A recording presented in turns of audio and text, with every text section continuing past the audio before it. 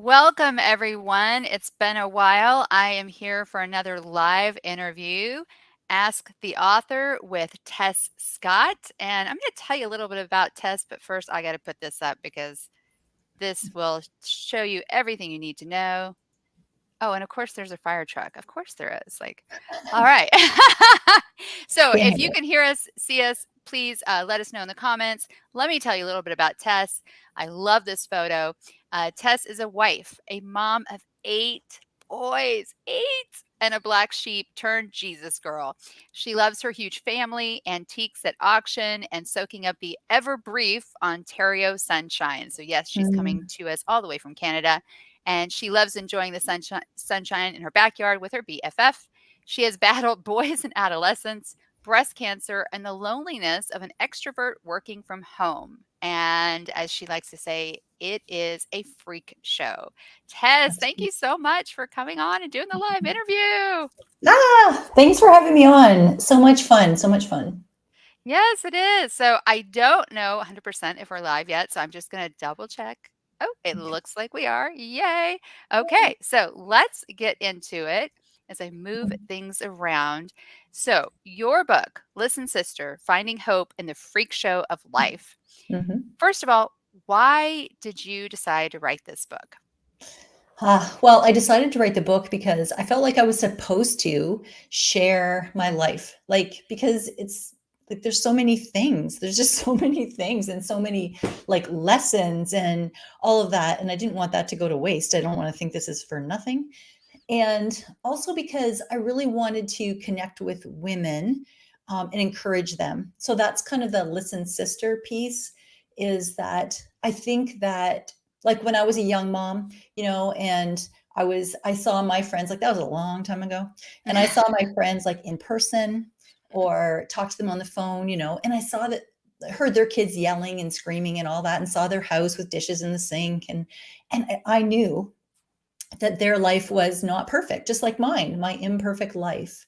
But I think now it's more difficult for young women because they maybe connect more on social, and everything we see on social media is not true. It's all a bunch of lies, girls. So if you're seeing that big house on Instagram, with the pumpkin on the porch and the wreath on the door and everything's beautiful, and you think her life is perfect, I want to tell you that if you walked into her house unannounced and you walked into her living room, there is laundry on her couch, just like your house. Well, one of the things I want to tell people who are watching or listening later is that, well, first of all, please feel free to ask Tess any questions, post in the comments. If you are watching on YouTube or Facebook, we will not be able to see them. So, but go ahead and put the comment and I will make sure Tess gets it. But if you're watching live on LinkedIn right now, stop scrolling, keep watching. We're going to get into it, but throw us a comment. So I want to, the book. So this book is written in a series of essays. They're short essays that sort of make up each chapter of the book. And I want to give you a lot of credit because I don't think that's very easy to do. I don't think it's easy to tell a story with essays that still has sort of this through line all the way through. And you did such a good job of that. So thank you. You're welcome. So I want to start with this quote. Internal scars are harder to detect, yet they often affect our choices and behavior for a lifetime. So true. But tell us what you meant by that. Well, what I meant by that, and I think it goes back to what you were saying about writing the book and all the stories of our life, of our lives, are written by us, and everything we do is affected by all the things that we've lived through and who we are. So when you write that story or that essay, and by the way, it's all short stories because I know that women only have 2 minutes while they're going pee, alone in the bathroom with kids banging on the door, and they don't, or when they're in the lineup or something. Nobody has That's time to why? sit down for hours and read some book. Nobody. You're so funny. But we have time for 2 minutes. So, Oh, and gosh. if you can be encouraged in those 2 minutes, then my job's done.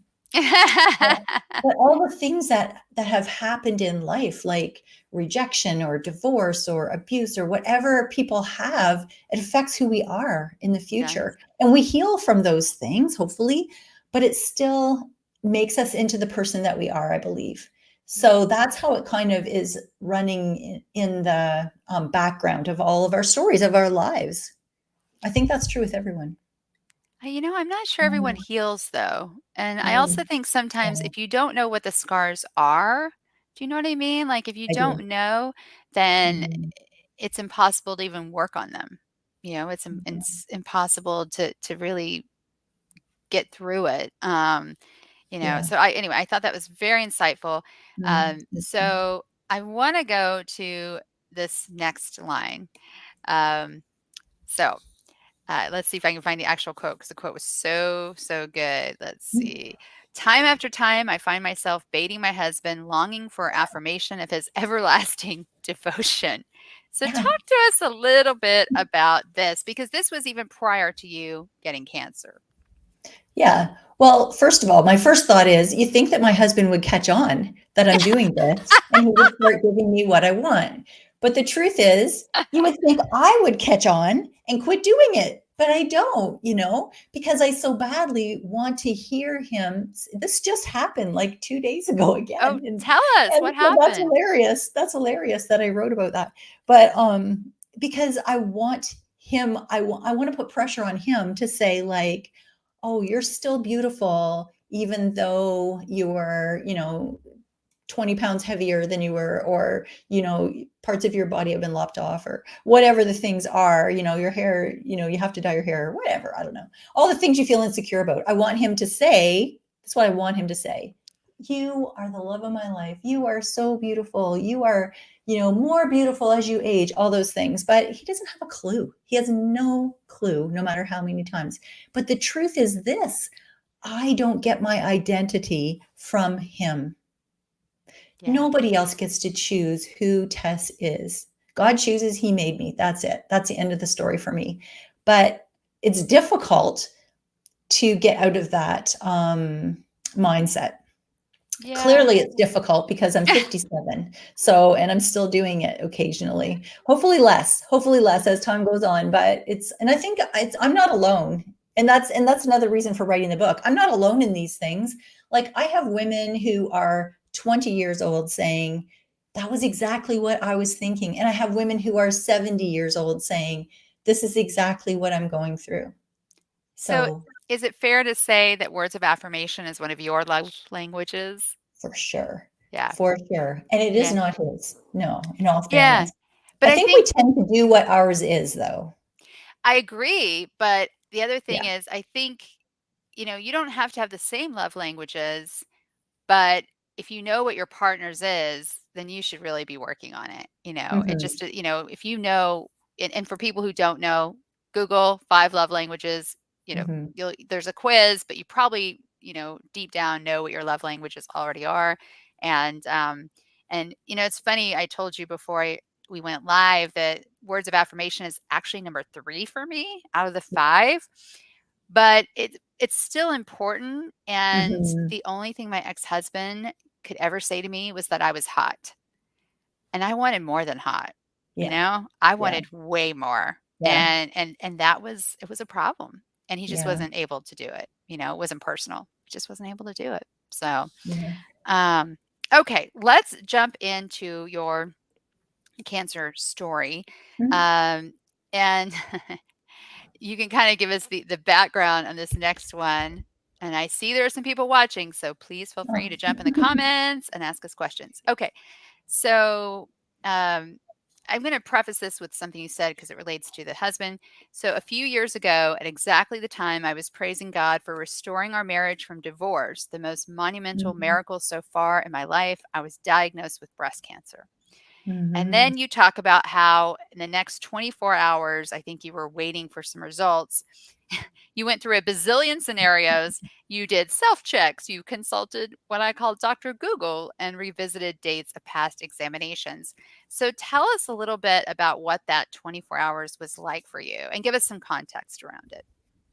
Yeah, so I had yearly mammograms, and my mother had breast cancer only, a year before that.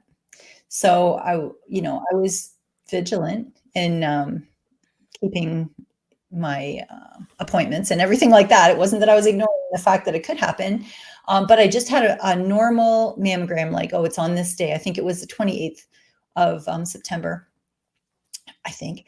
And then I called my doctor a couple days later, my doctor's office, and said to the nurse, like, any news? And she's like, no, there's no news. And if there was something bad, I would have called you. So I'm sure everything's fine. So I'm like, okay, good. That sounds good. And then 2 days later, she called and said, the doctor, we open at 9 in the morning and he'd like you to be here at 8:30, and it's okay if you bring your husband. Oh God. I don't really like the sounds of that. Although she said it more sheepishly because she had just told me to, calm Not down. worry about it. Yeah. Yeah, calm down. So, yeah, so I was all the things were going through my mind, and I talked to friends who said, "Oh, I had a biopsy and it was nothing," and like, and that's what I want to hear. I don't want to hear Right. from the people who said that they had cancer. I want to hear from the people who said it was a false alarm.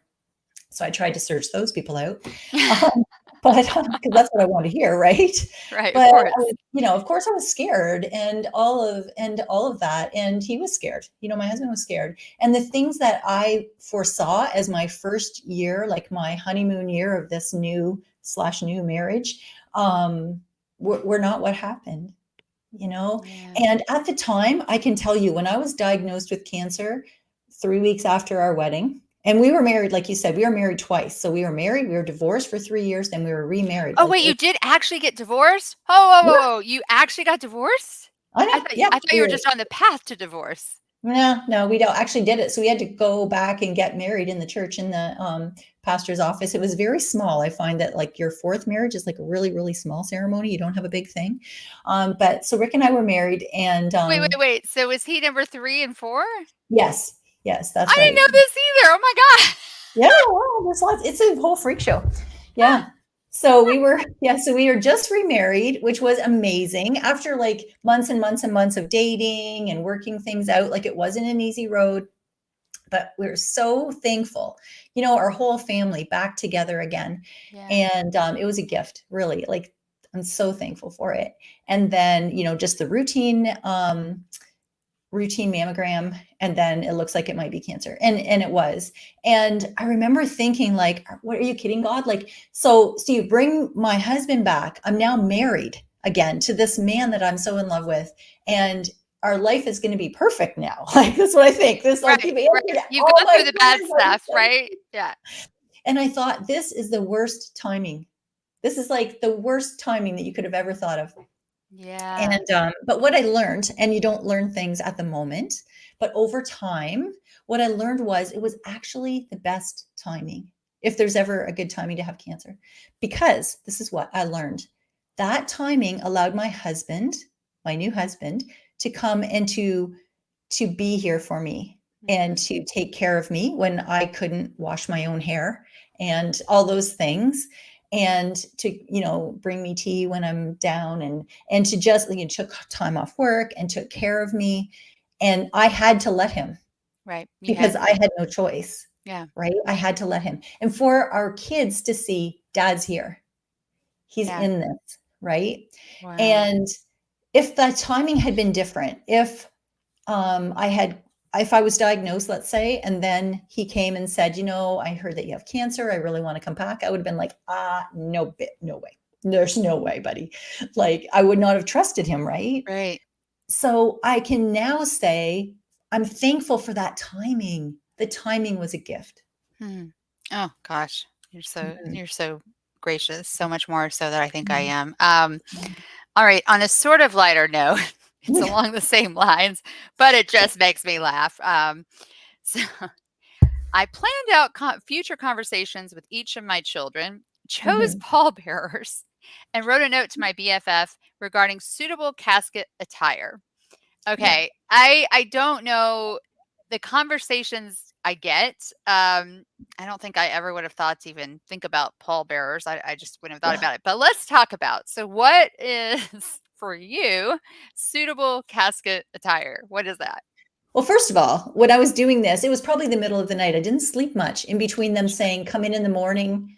to talk to the doctor, bring your husband, and, at the time of the appointment. So I was spiraling. Like, have you ever spiraled? Like, it was craziness. There was nothing sane in my mind at that time. And suitable casket attire, I feel like I want to be warm all the time. So I don't want to have something sleeveless. And even though I know I'll be dead and I won't feel it, and I don't want to have to wear a bra, okay? Because that's uncomfortable. So who cares? Those are the things that I was thinking. And it needs to be a color that, like, my friend is very, very good at this kind of thing, better than me. So I knew she would pick something good. But we cannot trust that to men. They can't pick something for us to wear at an important time like that. It's not, it's an important decision. So do you have your outfit now? No, Yeah. no. I'm more encouraged now. So that's gone. Gosh. Um, and this again kind of relates. So you talk about how we're in a countdown and one mhm, day will be my last and yours. And I really appreciate this because I like for people to have the death conversation before they ever get sick. mhm, And of course, there's a lot of resistance, I think, especially in our culture. And my thinking is we're all going to die. We may not know mhm, when, how, whatever, but we're all going to die. Like that mhm, there is sort of a finite, limit to this life, despite what mhm. the biohackers say. Yeah. um, and so can you talk a little bit about that? Because it seems like with your cancer diagnosis, you really faced your mortality. Would that be correct? Yeah, that would be correct, and other times that happened too in my life. But like it says in the Bible, so I'm a Christian, and God says that, we each have a day appointed for us. Like, it's already determined the day that we'll die. And like you said, we're all going to die someday. Like, none of us are going to get out of this alive. Yeah. So when everybody's, sitting in the church basement eating the little sandwiches and talking about me after the funeral, I want there to be more than, like, she was really funny, or remember when she wore two different shoes or something like that, which I'm sure those conversations will come up, but that's not the focus of my life, Yeah. right? I want it to be for something. I want to encourage women. I want to give them hope. I want there to be more of it. I want to live life while I'm alive. Mm. Oh God, that's so, so good. Mm. All right. So, oh, my notes are all over the place. Hold on a second. So, all right, let's see. Okay. Seems fitting. So we are going to kind of switch gears a little bit Mm, from cancer to just other things you talk about in your book that I thought were just honest, just really, really honest. mm, And again, if you have any comments or questions, throw them in the chat. All right. So mm, I love this because I related to it. So I'm just going to give people some context here. So you say, have you ever been convinced that you should help, only to face shock and confusion when things don't turn out the way you planned? And you say, by nature, I'm a problem solver. That is like one of my taglines on LinkedIn in my long bio on LinkedIn. I love to solve problems. And you say, I often mhm, fly to rescue my people from their hard situations. But then you mhm. say, maybe we're not designed to be the rescuer. So before we get to Yeah. that, tell us a little bit about a time where you helped, you swooped in to rescue someone and it did not work out the way you thought it would. Well, I can quickly tell the story that was in the book. Yeah, go ahead. So I was in the backyard and I saw this moth, and it was beautiful. It was big, really big too. And I do love, like, insects in the summer and butterflies and moths and everything. And it was so, so beautiful. And I was watching it and it was kind of going across the lawn. And then I noticed that all these ants were, like, ganging up, like this street gang of ants were, like, pulling this moth across the grass. And I felt bad for the moth. I never felt bad for the ants at all, but I felt Yeah. bad for the moth. So I was like watching, I was like laying on the ground watching for a little while this whole thing play out. And then I thought, this is not fair. I'm going to rescue the moth. So I took the moth, like swooed the ants away or whatever, and took the moth. And I think its wings were still wet. Like, it had just maybe come out of the cocoon. And it was huge, like, really, like, probably 4 inches. It was a huge moth, Wow. maybe 3 inches. It was a huge moth. So I put it on the cement of the patio so it could dry off its wings in the sun and away from the mean ants. And then I went to go in the house and get a drink or something. So as I'm walking towards the house, I hear this like wings flapping awful sound, and I turn around and a bird had swooped down, grabbed the moth and took off with it like for lunch.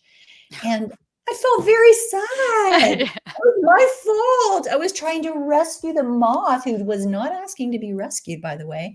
And that was, yeah, it was not a good day for insects in my backyard. I felt really bad about that, as silly as it sounds. Have you ever done this in relationships with people? Oh, absolutely. Absolutely. And it's not the right thing to do. And even with our kids, right? It's so difficult. Don't you agree? It's so difficult to watch them make mistakes. Like, they won't listen, Yep. especially like I have one who's 19. And like, I'm telling you, what you're doing is not the best thing. Like, choose this or choose that, even about like, careers or Yeah. school or like, whatever it is. And, but they don't want to be rescued. And neither did I. There's lots of times in my life that people probably tried to rescue me. And I was like, no, not into it. Yeah. Oh gosh. Okay. Oh, Oh my gosh, so many thoughts and then anyway, I don't want to lose my train of thought because it was good. Oh goodness gracious, it will come back to me. Okay, I'm gonna make a note. This is live. okay. This is what happens. Gonna make a note. So Yeah. about rescuing. So Yeah. making a note. God, it's gonna drive me crazy. I'm not gonna remember now. Okay, so let's talk a little bit more about your faith. Mm, So, in that same sort of vein, you say, let's be the encourager. I love that. Let's be mm, the revealer. Love that more. And let's point the strugglers to the true rescuer, Christ, the only one who offers hope.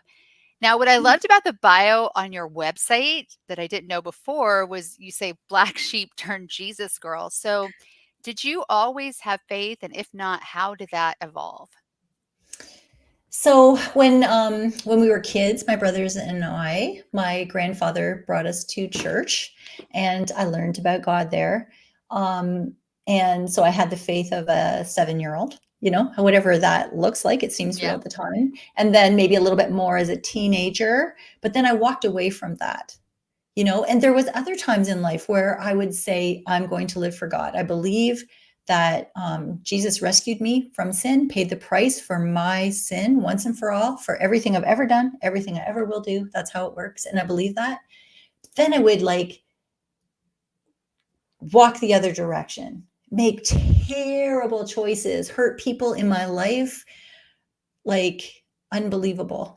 And then eventually it's like God would get a hold of me, and I would walk back and say, oh, I can't believe I screwed that up, and God forgave me, and I'm on a good path.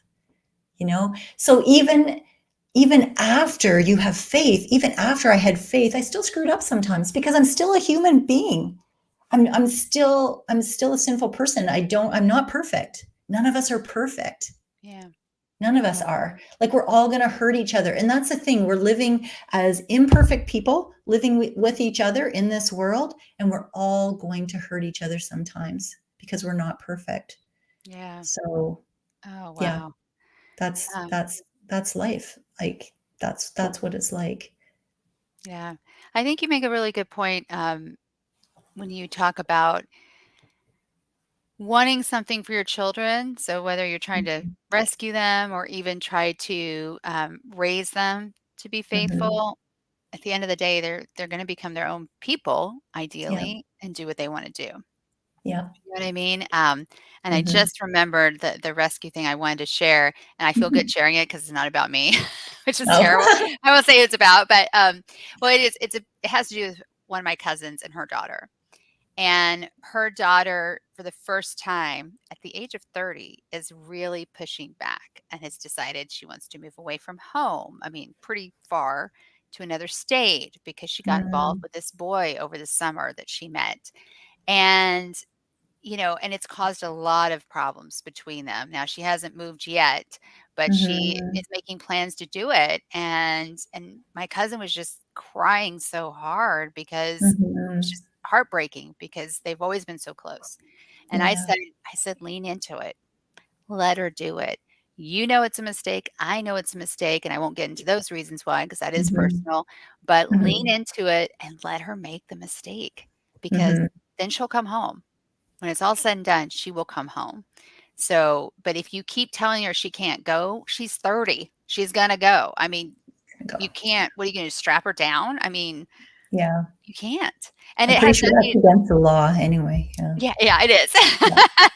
Yeah. And, well, you never know where I Right. live, but it is. But, and it has nothing to do, I should say, with addiction. It has nothing to do with drugs. It Mhm. has nothing to do with alcohol. It has to do with falling in love. Mhm. And she's Yeah. decided to go where the boy is. And I say boy because he does seem like a boy, even though he's in his 30s too. But you And he gotta let does her make, not listen to this live, you know, so we're yeah, okay. you gotta let her make the mistake. Yeah. Well, And and in the end, like, our relationship is more important, right? Like, your yes, cousin's relationship with her daughter is more way more important. important. Like, our relationship with our kids is more important, so we have to let them do what they're going to do. Yeah, and that's hard. That's Mm. hard. Oh, brutal. Um, Mhm. all right, so Mhm. you know what? I'm gonna shift gears a little bit. I'm gonna hold on to my other question. I'm gonna shift this, shift. Um, So I think, because I think this goes along the same lines, you talk about fighting battles, that we're all fighting some sort of battle, whether we're fighting addiction, fighting cancer, fighting discouragement, Mhm. fear, fighting lies. So talk to me a little bit about what that's like, fighting battles. Hmm. Well, one of the things that I've battled over the years, and many women do, is like fighting the battle of our identity, like remembering who we are, insecurities, not feeling good about yourself. That's a battle Yeah. for sure. And looking for it in the wrong places, or like we were talked about, expecting my husband to give me what I need, when that part of it isn't necessarily totally up to him to decide who I am. Yeah. So, that's a battle, and there's a lot of internal battles like that. I think, so I always tell women that the most important thing is keeping your head full of truth, because when What do we you mean think, by that? What do you mean by that? so I mean, like, no, I know who I am. Like, Mhm. God says that I am loved, I am adopted, I am like all these things. Like, He loves me so much, and that's what matters. It's what God says I am. I'm His daughter. Like, I'm a daughter of the King, for crying out loud. Like, that's who I am. That's who I am. So, like, Love fix it. that crown there. But that's who God says I am, and that's more important than what people say, or than like my insecurities inside. Yeah. And He's got me on mission to do important things, and so I don't want to be waylaid from that mission, you know. And now I forget what the question was. You answered it. You answered it. Well, it's Oh, good. I like Oh, that good.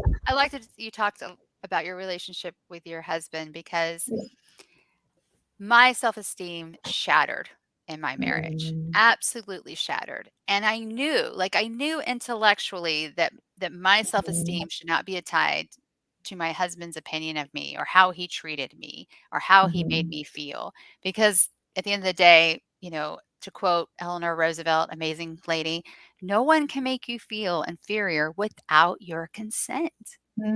that's And true. yet I was shattered. I was absolutely Mm, shattered mm, because I did not feel loved by my husband.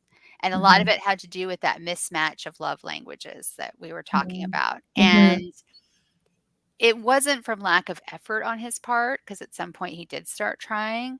But by the time he started really trying, it was too late. It was too late. mhm, It was almost like, and I want to end on a good note here before we move on, he wasn't there for me during our marriage, but he was there for me at the end. mm, He gave me a very good divorce, and I really appreciate that. mm. So he made the end really good and easy, but those 8 years of being married, not Not good, as good. not Mm-mm. good, very Yeah. hard. Um, anyway, okay, so remember the truth. I just want there's some nuggets here. I'm just going to say before we move on. Remember the truth of who you are. Let's be honest and transparent with our friends. I gotta Mhm. tell you, in the deep South, if we are honest and transparent with our friends, we might not have friends. I'm just saying. I'm just saying. Um, and don't be pretend to be fine when you aren't. Ugh, Yeah. Yeah. I think, you know what I think? I think that like, oh, I think that we were created to be connected with people and to be yes. relational and have relationships. Yes. And I think, and over time, like it used to be like that. People lived in little communities, That's right. Yeah, and over it around the world, that still happens in lots of places. But here, like in North America, in your country and my country, people don't live like that anymore, I right? So know. we live these solitary lives where we don't maybe sometimes even know our neighbors, and sometimes we do. I do, but or we live in these little boxes, like don't step over the line, but that's not the way it's supposed to be. So Yeah. we need at least some close friends that we can be honest with and say, like, how are you? I'm not fine. I'm Yeah. having a hard day. Things are rough, and that so that we know to watch out for those things with that friend. Yeah. And who doesn't want a friend who's going to know what's wrong before we even tell them? Right? I want to be that close to my best friend that I can say like, I know that you really struggle with this and today's probably a bad day and I'm sorry about that, but I'm listening, you know. And I think we'd all do better if we could, instead of the like, hi, I'm fine too. We're all fine. We're not fine. We're not. Yeah. And I'm not saying tell that to everybody, but we need to have some people we can. Yeah. I want to give a shout out here. I'll have to like tag her in the comments or something to Heather Ambrose, a friend of mine who I joke now because I swear she makes me cry because she has the best bullshit detector and she knows if I say I'm fine and I'm not really fine and she won't let it go. And I really appreciate that about her. She just won't let that go. Um, all right, so I want to remind people if you're watching this live, please go ahead and put any questions in the comments, or as it often happens, you're watching this later today. Please tag Tess. She is on LinkedIn. She is a speaker for this event on LinkedIn. So please just tag her and reach out to her with any questions you have. All right, so another just nugget. I love it, love it, love it about not looking back. Let me make sure I can find it. So this is a quote from one of your children, then I'll let you tell the story. Um, Mom, you can't move forward if you're continually looking back. And Hmm. as I told you before we went live, I just saw this plaque and I wanted to steal it, but I was in an Airbnb and I can't do that. So I didn't do it. But this beautiful plaque and it said, "Don't look back. You're not going that way." Hmm. Oh, so when I read that line, so can you give us the context around that amazing story? Because it illustrates Hmm. your point so well. Well, the story was about when our kids, like we had a lot of kids. So Yes, you did. yeah, I we do. did. So we bought this station wagon. And some of the kids, like they would fight over who's going to ride in the very back because they're facing the other way. Yeah. Right. And the truth was, we wanted them to sit in the very back because then we couldn't hear them. And also, like if you're going through the drive through for coffee, like, they can't tell you what they want. Like it was great. It was perfect. And when you got home, there was like that 10 or 20 seconds between when you got out of the car and when you had to open the hatch because they couldn't open it. So, it was like 20 seconds more of peace when you got there. It was like all those things add up, let me tell you, when there's that You're many right. It's children. little moments Yeah, of peace. Yeah. it was great. It was great. So, and they loved it actually, to tell you the truth. There were sleep outs, so it was very legal. But so I was thinking about that. And then I was talking to my oldest son, who was actually before the station wagon era. So he missed out on that. He was a little bit older. Um, but I was saying to him, like, how I have so many regrets. Like, we all have regrets as Yeah. moms, right? We've all screwed up. I've maybe screwed up more than in most moms, but, I've screwed up a lot. And I was just talking to him over coffee and saying, like, man, I just wish in some ways that I could go back in time. I really, I made mistakes. And he is such a wise man. He is a man now. And he's 37. I can't believe that. I think I'm 37. So, anyways, and this is what he said to me. He said, Mom, like, if you keep looking, we've already been through this. This is not the first time. Like, we have been through this many ad nauseum, he might say, many times.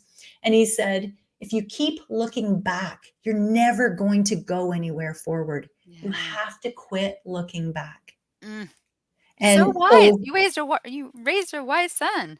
he is a wise son. And that was the last time we had that conversation because I thought it was also him saying, I'm sick of this. So Well, I want yeah. to share 2 things as far as regrets go, and I totally live by this, and this quote is Mhm. attributed to Lucille Ball, and it goes something like this. I don't always get it exactly right, but something like, "I'd rather regret the things I've done than regret the things I've never done."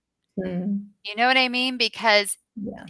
if you've never done something, you actually have no idea how it's gonna turn out. Yeah. And so that's how I think about regret now. I totally think Mm. about it's like you're right, we all have regrets. Those people who say they have no regrets, I don't believe them. I do Yeah. not believe you, but I do think those people perhaps have moved past them. You Yeah. know, they've really moved on Maybe. from the Yeah. regrets. And another quote, I don't know why I'm pulling these quotes up like these, but these are some of my favorites. They stick with me, and this might be Mark Twain. I don't know. Nostalgia is the death of hope. And I'm a very nostalgic person. I really am. Wow. But I was like, when I remember the first time I read that, it made me mad. It made me mad, really bad. But Wow. then, over the years, it has really sunk in about how Yeah. true that statement is, you know? Wow. That's interesting. That's very deep. Isn't it? Yeah. Isn't it? Mhm. Yeah. Can't take credit for it. I Mhm. wish I could. Mhm. But I just want to reiterate to everyone again, you do such a good job in this book with these sort of Mm. fables in each chapter and each story. And some are more serious than others. We're gonna finish on a really high, funny note. But I just love that, don't look back, you know, Mhm. don't look back. You can't fix what's behind you, right? Right. I think I just read a few days ago something about how depression is often has to do with the past, and anxiety Mm. has to do with the future, and you just have to live in the present. You just have to Mm. live in the present, you know? That's a good one. Yeah. Yeah, Yeah, yeah. and we all already had looked back. I had already asked for forgiveness for things that, like there is value in, making wrongs right, Yes, I agree, making yeah. wrongs right, like, but we had already done that. Like, Yeah. that was already gone. Like, that was already in the past, so that's what I mean by that. Yeah, and you say fables, and fables sounds like they're not true. In some stories in the book, I would like to tell you that they were fables, so you didn't believe that they were true, but every single story actually really happened. Were they're all true. Yeah. Yeah, yeah. So we are, for people who are watching, so, especially if you're just catching the end, there's a lot of depth in this conversation, but we are going to end on a very light note. And this was the moment in your book. I don't think I put it in my notes here, that I put LOL. Like I laughed so hard I almost woke up my partner because I tend to read at night before bed. Um, and I Aw, am going to just read and then let you explain what the heck actually happened. alright. Um, so I'm actually gonna leave out part of it that might give it away. The boys did not deny it. What are the odds? Um, okay, I don't wanna give it away. I'll go back to the quote. So tell us about the boys. Tell us about that moment in your book that made me laugh out loud. Oh, we lived in this really small little village and we could walk to the grocery store. It was 2 doors down from our house. And we just went through our backyard, the neighbor backyard, through the parking lot to the grocery store. So I was in the grocery store, and the grocery store was also the place where everyone in town caught up while they're doing groceries. Like everybody would Sure. be standing, talking. I mean, everyone knew everyone. It was one of those little city or little villages, which was it was just lovely. And so I'm in the store and I overhear these older women and they're just talking about these little boys and they just thought it was so cute. And so they're just talking about these two little toddlers in the parking lot by the dumpster who were like had their pants down and they were squatting pooping. And I thought, oh, that's just so cute, whatever. And I just kept walking. And then as I'm standing waiting at the checkout, I thought, oh, I hope those aren't my kids. Please don't let that be my Please don't let kid. those be my children. So I walked back home and then, asked them, like, "Hey, were you guys at the parking lot by the dump?" And they're like, "Yeah, yep, that was us. Yeah." They didn't have any kind of, How yeah, old were they at the embarrassment. time? It was just matter of fact, like, "What happened?" Well, we both had to go, and Yeah, it just seemed to them, it was just so normal and natural. Like, I don't even want to know if it ever happened before that. It was Yeah. just, it's so embarrassing. Honestly, I think sometimes God gives you kids so that you don't, so that you can be humble. That's it. I was It's for just gonna say that. humility. They make you humble. They They do. make you humble. Yeah. Yeah. So Yeah. I'll read Yeah. these full sentences now. The boys did not deny it. They coincidentally both Mm, needed to go at precisely the same moment. What are the mm, odds? And this, mm. I think this is the part that really made me laugh out loud. In their defense, I guess I hadn't laid out any non pooping guidelines. As a mom, you can't think of everything. Yeah. Boys. Yeah. Oh my gosh. Oh my gosh. Oh, so funny. And then before I turn it back to you, I just sort of I want to tell people how much I related to this. So there was a time where my mother and I, and my little sister, were driving to visit my grandparents about 90 minutes away. And she was, I want to say, close to 2. And so my mom's driving, I'm in the passenger seat. We're talking, talking, talking, and we're not paying attention to my sister. And all of a sudden, we noticed that she is sitting between us. Now, she had been in a car seat in the back and she had unbuckled herself, unbuckled the car seat, crawled out, and she's sitting between us. And she had been saying, I have to go. I have to go. And we were like, yeah, yeah, yeah, yeah. We're almost there. We're almost there, Yeah. because there was a place we were going to get gas and, get some food or whatever. And we looked down and there she is between us and she's going to the bathroom in one of those like little it was like the little space between seats where they used to have for cassette tapes. So it was Mhm. pretty deep and pretty big. And she's Which is just sitting good. there. Yeah. And she's not pooping, thankfully. She's just peeing. But and then she like gets up and she like pulls her little training pants back up. She gets back in her car seat. She buckles herself back in and she just looks at us. I told you I had to go. And now this little bucket thing, thankfully that had no cassette tapes in it, Yeah, is right? full of urine. Full. And and my mom and I are laughing so hard, but of course we had to pull over and get napkins and soak it. But I mean, she did tell us she had to go. She did. Yeah. And she just took care of it herself. Like, put Yeah. matters in her own hands. Yeah. Oh my gosh. So, so funny. So I want to throw your website at the bottom for Yeah. anyone. If you want to reach out to Tess, go to tessscott.com. Easiest website. So awesome. That is where you can find her book Mhm. and, reach out to her. Please feel free, especially to comment on LinkedIn, even if you're watching this hours, days, weeks later, and please Mhm. tag her. So she's really easy to find on LinkedIn. Yeah. If you're watching this on YouTube and Facebook, I'm so sorry. We can't see your comments in real time. Not my fault. But if you leave a comment, I will make sure that Tess sees it. Yeah. Tess, I know you were a little nervous. How was the live? That's great. That's Great, great. great. It's always Well, fun, right? It's always fun when you and I get together. it Definitely. is fun, right? It is fun. Well, I want to thank you so much for coming on and doing a live interview. I know that's Yeah. not as easy. And if you want to Okay. hear, now this was about Tessa's book, Listen Sister. Oh, can I show Um, it? yeah, oh, please do. Yeah, I meant to have like a little like photo. So yes, this is her book. Great cover, Listen Sister, Finding Hope in the Freak Show of Life. And I thought that was a picture of Tess, but it is not. But it's still a great photo. But So I've still felt like that many, many times. did you? Yes. Yeah. Mhm. What did you do when you felt like that? Oh, probably, made up things in my mind, went and talked to my best friends. I don't know, laid there for a while sometimes. Yeah, got over it eventually. So I want to Oh, encourage other young moms, like, I know you feel like that. That's okay. You're going to make it through. I felt like that too. My kids peed in the Lego. It's okay. That's what I want to do. well, I want to thank you again. And also, I want to let people know that if you want to hear Tessa's podcast episode, which there, Mhm, it's not about her book, we do a deep dive into her cancer journey. I looked before we went mhm. live, and her episode is coming out. We're finishing the year with her on December 30th. So pay Yes. attention. That'll come out on social media. Tess, Mhm. thank you so much.